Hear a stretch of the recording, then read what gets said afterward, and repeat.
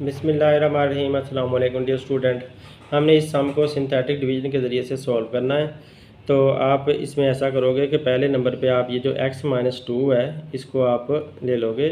x minus two is equal to zero और x is equal to आपके पास आ जाएगा टू।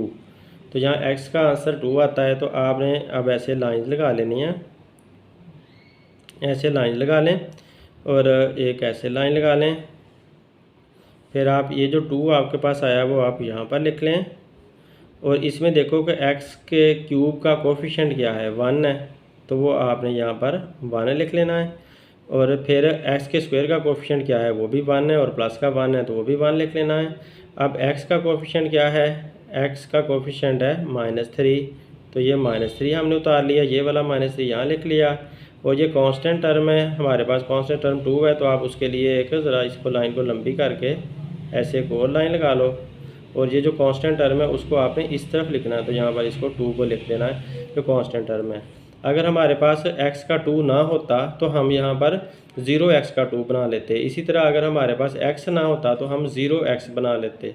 तो लिहाजा पहली रकम जो होती है ना x का क्यूब वो 3 है, तो यहाँ पावर 3 है, यहाँ पावर 2 होनी चाहिए, यहाँ पावर 1 होनी चाहिए, फिर कांस्टेंट टर्म होनी चाहिए। अगर यहाँ पर 4 होती तो हम x की पावर 4 लगाते, फिर x की पावर 3 लगाते, फिर x की पावर 2 लगाते, फिर x की पावर 1 लगाते, तो इस तरह से। तो अगर कोई ना पावर होगी तो आपने वो 0x की पावर 2 या 0x की पावर 3 लगा देनी है। तो हमारे इस सवाल के अंदर सारी पावर्स थी, x की पावर 3, x की पावर 2, x की पावर 1 और x की पावर 0, या फिर कांस्टेंट टर्म भी उसे कह सकते हैं। तो यूँ हमारे पास ये रकमें थी और उनके मैंने कोफिशिएंट उतार लिया है। अब ये है कि जो पहला आपका कोफिशिएंट होता है ना ये वाला, इसको आपने एज सच नीचे उतारना होता है, इसको कोई चेंज नहीं करना। तो यहाँ पर 1 ऐसे ही लिख देना होता है, ये 1 लिख दिया। अब इस 2 को और इस 1 को आपने मल्टीप्लाई करना है। तो यहाँ पर मैं शो कर देता हूँ कि ये वाला जो 2 है उसको इस 1 से मैं मल्टीप्लाई कर रहा हूँ, 2 मल्टीप्लाई बाय 1। तो इनको और इनको जब मल्टीप्लाई करें तो आंसर क्या आता है 2। तो ये वाला जो 2 है वो यहाँ पर आप लिख दोगे। अब इस 1 को और इस 2 को आप प्लस करोगे तो आंसर आपके पास 3 आ जाएगा। यहाँ पर ये 3 आ गया।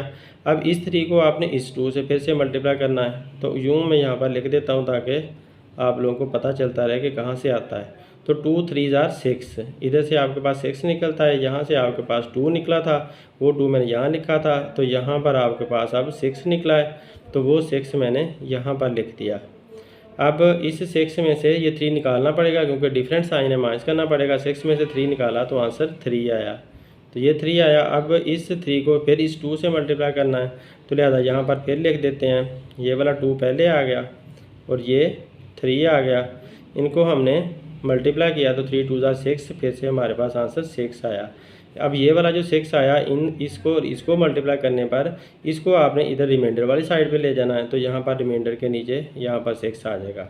अब ये दोनों सेम साइन है इसलिए प्लस करना पड़ेगा, तो इनको प्लस किया तो ये हमारे पास 8 आ गया। तो यूँ हमारी सिंथेटिक डिवीजन सॉल्व हो चुकी है। इसमें हमारे पास यहाँ पर क्योंकि x का क्यूब था तो लिहाजा आप क्यूब से छोटी पावर होती है x का स्क्वायर, तो आप x का स्क्वायर दोगे। और यहाँ पर कोएफिशिएंट 1 निकला है तो आप यहाँ पर 1 लगाओ या ना लगाओ इसका कोई फ़र्क नहीं पड़ता, आप ऐसे ही लिख दो। और इधर से आपके पास ये 3 आ रहा है और प्लस का 3 आया तो इसलिए प्लस का साइन लगा दिया और 3 लिख दिया। और ये किसका कोएफिशिएंट है, x का, इसको आपने अब x पावर देनी है। तो x की पावर 2 से लोअर पावर लोअर डिग्री 1 है, तो ये 1 दे दी, या 1 लिखें या ना लिखें तो 3x ही लिख दें। और फिर ये जो कांस्टेंट टर्म है इसको आप कांस्टेंट टर्म ऐसे लिख दें, यहाँ पर 3। तो ये जो हमारा सवाल कोशेंट ये आ चुका है, यानी कि ये क्यू आ चुका है, मतलब ये कि ये हमारी डिवीजन का आंसर ये वाला आ चुका है। अब ये जो 8 आया हुआ है ये हमारी डिवीजन का रिमाइंडर है, तो इसको आर ही लिख दो या रिमाइंडर इसको पूरा लिख दो, ये हमारा 8 रिमाइंडर आ चुका है। तो इस तरह से हमने सिंथेटिक डिवीजन सॉल्व करनी होती है। उम्मीद है आप लोगों को ये मेरी वीडियो पसंद आई होगी। Thanks for watching my video. अल्लाह हाफिज़।